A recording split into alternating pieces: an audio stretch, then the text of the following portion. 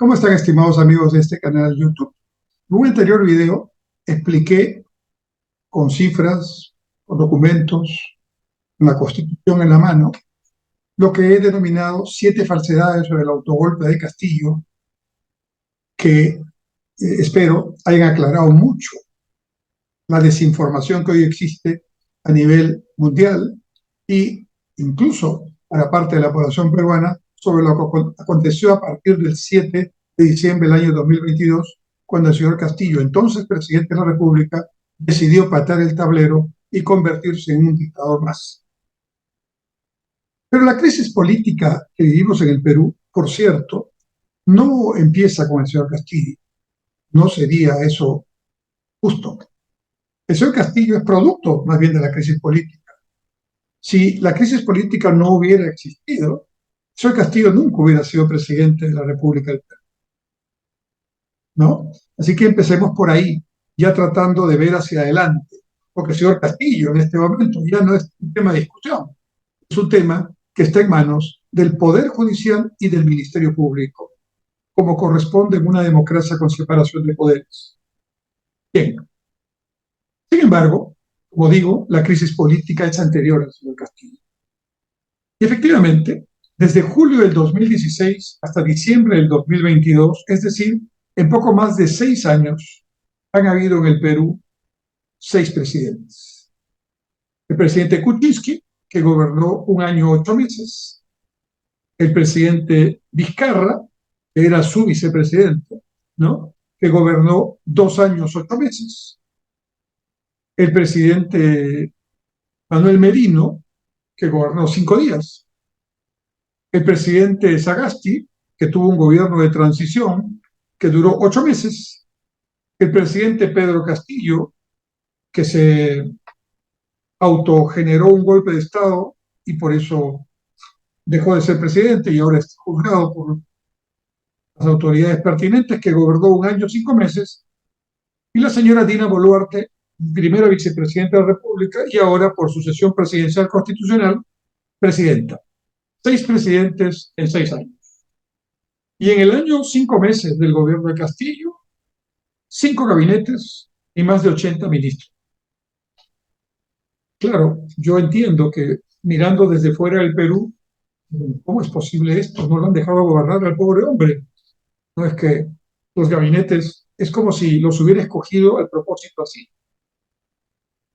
Los 5 gabinetes han tenido problemas porque, con honrosas excepciones, la gran mayoría de los ministros o ministras tenían problemas que no cubrían el perfil mínimo para ser ministro de Estado, que no tenían ninguna experiencia en la actividad pública, no solo en el sector donde estaban, en la actividad pública, y lo peor, algunos incluso vinculados a antiguos hechos de corrupción o de senderismo, pro-terrorismo, o vinculados incluso en funciones durante este año 5 meses a supuestos temas de corrupción que están en investigación.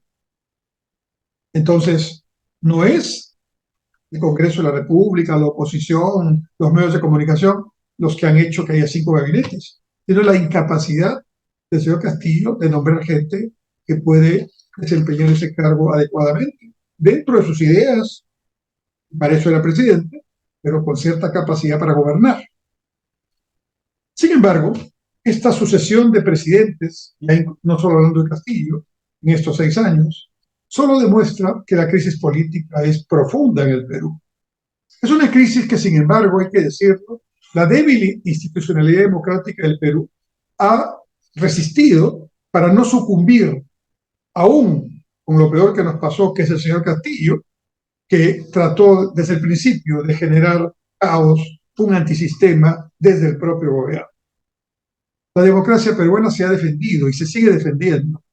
Las instituciones todavía débiles, me refiero a los grandes poderes del Estado y las instituciones autónomas, han demostrado que, a pesar de su debilidad, tienen vocación democrática y se esfuerzan por mantener el proceso democrático y no caer en ilusiones de dictaduras o de actos que van contra la ley y la Constitución.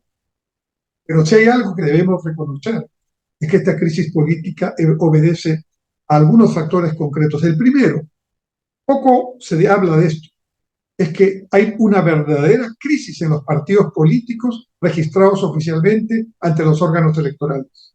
Todos, los partidos con historia e ideología de muchos años y los partidos nuevos, que son algunos partidos que empiezan y otros que son cascarones, donde solamente hay tres, cuatro y unos cuantos que manejan el partido y que se activan todos solamente cada 4 o 5 años cuando hay campaña electoral, pero que en el día a día, en el 24/7, no están junto a la población, no están haciendo el trabajo político que un partido político, valga la redundancia, tiene que hacer obligatoriamente, porque es su tarea, es su core, como podríamos decir, es la naturaleza de su existencia, estar cerca de los ciudadanos, de sus preocupaciones y llevar su posición, sus necesidades a la acción política en el Parlamento, en el Ejecutivo, sea a nivel nacional, sea a nivel regional, sea a nivel municipal.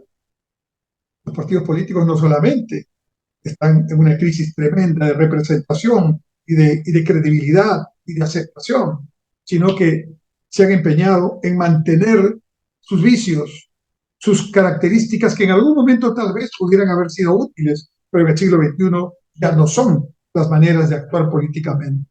Y no me refiero a uso de tecnologías digitales, que también forman parte del problema, no, me refiero a no estar junto a la gente, sobre todo de no cumplir tareas básicas de un partido político, como es asegurar la democracia interna de los partidos para que surjan nuevos liderazgos. No solo hablo de edad, no solo jóvenes liderazgos que por supuesto siempre son bienvenidos y siempre tienen que estar en la vanguardia del cambio, pero de liderazgos nuevos, haciendo una autocrítica en todos los partidos, se mantienen liderazgos que no dejan avanzar. Y esto es gravísimo para la democracia, porque al final del día los ciudadanos ven a los mismos y, lógicamente, atribuyen a todos la causa de los problemas, ya no creen en nadie. Que se vayan todos es la frase que se escucha comúnmente en las calles, en las plazas y en el campo en el Perú. Y eso es muy malo para la institucionalidad de la democracia y para la libertad. Y entonces, los partidos no solamente no han hecho democracia interna, no han renovado sus liderazgos, no solamente no están ni han estado ni están en los últimos tiempos cerca de la gente y de sus preocupaciones, sino que además tampoco han renovado sus programas, sus planes, sus propuestas. Créanme, en estos 6 años yo no me acuerdo y hablo a través de un video de YouTube y estoy dispuesto a recibir una crítica si me estoy equivocando. No me acuerdo de una sola propuesta que haya venido de los partidos políticos para hacer un cambio en la educación, de manera que la educación sea realmente una educación de calidad, una educación eficaz, una educación pertinente, una educación en valores. No me acuerdo ninguna propuesta seria y bien fundamentada, con cifras y con posiciones que tenga que ver con la salud pública, más allá de una declaración que todos hacen de que hay que hacer prioritario el primer sistema de salud pública, que es la prevención. Todos hablan de lo mismo, pero nadie aterriza y los partidos tendrían que hacerlo. No recuerdo una propuesta innovativa, legal y constitucional, pero innovativa, sobre seguridad ciudadana.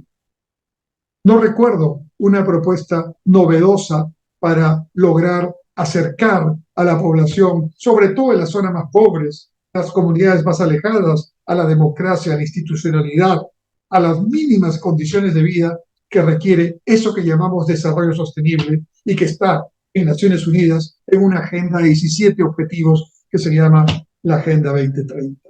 No recuerdo que los partidos estén hablando en esos términos. Entonces, ¿qué esperamos? Si los partidos políticos, que son los organismos vitales, sustantivos, estructuralmente los llamados a tener la base de este cambio, están en offside, hablando deportivamente, están en otra frecuencia, perdieron su cercanía a la gente, eso es decir, perdieron lo elemental que tienen que tener y que han tenido los grandes partidos políticos cuando cumplían su misión en su momento, en su espacio-tiempo. Y entonces, frente a esa situación, en lugar de hacer reformas que permitan abrir la cancha, democratizar los partidos, renovar los liderazgos, renovar las propuestas cambiar los métodos, trabajar 24/7 y no solo en campañas. En lugar de hacer esto, las normas y los organismos electorales han perpetrado la mediocridad, han perpetrado que continúe estas características que solo han permitido esta tremenda crisis. Pero hay otro factor, sin duda, que forma parte de esta crisis, y son los hechos de corrupción. Y no solo los hechos de corrupción en la función pública, sino también los hechos de corrupción vinculados, por ejemplo, al narcotráfico. El narcotráfico ha penetrado en el poder, ha penetrado en el sistema político, ha penetrado en la sociedad peruana. El narcotráfico y la corrupción son elementos consustantivos, negativos, que están haciéndole daño a la democracia, que están haciéndole daño a la institucionalidad, que están generando finalmente más pobreza y más desconfianza. Entonces, frente a esto, políticamente, ¿cuál es la reacción? ¿Cuáles son los planteamientos? Que no se limiten a decir el Congreso tiene que cambiar en tal aspecto, el Ejecutivo en este otro, pero siguen los mismos, peor, siguen los mismos métodos que ya la gente odia, siguen los mismos discursos huecos. Y con el gobierno de Castillo, años, 5 meses, esto ya pasó a los extremos, impensados. No lo podríamos imaginar si este video se hacía hace 2 años atrás. Yo no podía imaginar que podíamos pasar por el año 5 meses que hemos pasado. Entonces, lo que hay que decir es que esta crisis debe partir de una profunda autocrítica de todos los que hemos hecho, hacemos política, de los partidos políticos y por supuesto de sus líderes y de todos los que han participado en procesos electorales, incluyendo los órganos electorales y los congresistas que han armado normas y planteado reformas que al final solo han servido para preservar la mediocridad, para permitir la corrupción y para hacer todo lo contrario a lo que un partido democrático debe hacer en el siglo XXI. Entonces, estimados amigos de este canal de YouTube, hay una crisis política en el Perú. No es Castillo el causante de esa crisis, pero vaya que hizo todos los méritos para acrecentarla, para incendiarla, para generar más caos. Creo que lo logró. Corresponde a los demócratas, que felizmente somos la mayoría en el Perú, tratar de salir de esta horrible situación, porque al final discursos van, discursos vienen, pero el pobre está más pobre hoy. La economía peruana tiene un costo de oportunidad altísimo. Estos 6 años deben significar cientos de miles de millones de dólares que están siendo perdidos en oportunidades que de repente ya no volverán. Y lo peor, pasan las edades y las generaciones, y algunos ya no están o ya no estarán. Y eso es irrecuperable. Entonces, a los peruanos es a quienes nos corresponde hacer esta reflexión serena y realmente, partiendo de la autocrítica, mirar severamente, seriamente, con evidencia, conciencia, con casos, ¿no? Con autocrítica, repito, esta situación, y hacer un gran planteamiento de un nuevo contrato social, sí. Hay que mirar un nuevo Estado, pero no como dicen los comunistas criollos que tenemos aquí, que dicen formar parte del socialismo del siglo XXI, que es otro panfleto, ¿no? No para ir a sistemas que ya la historia demostró no funcionan, no, sino para mirar hacia adelante.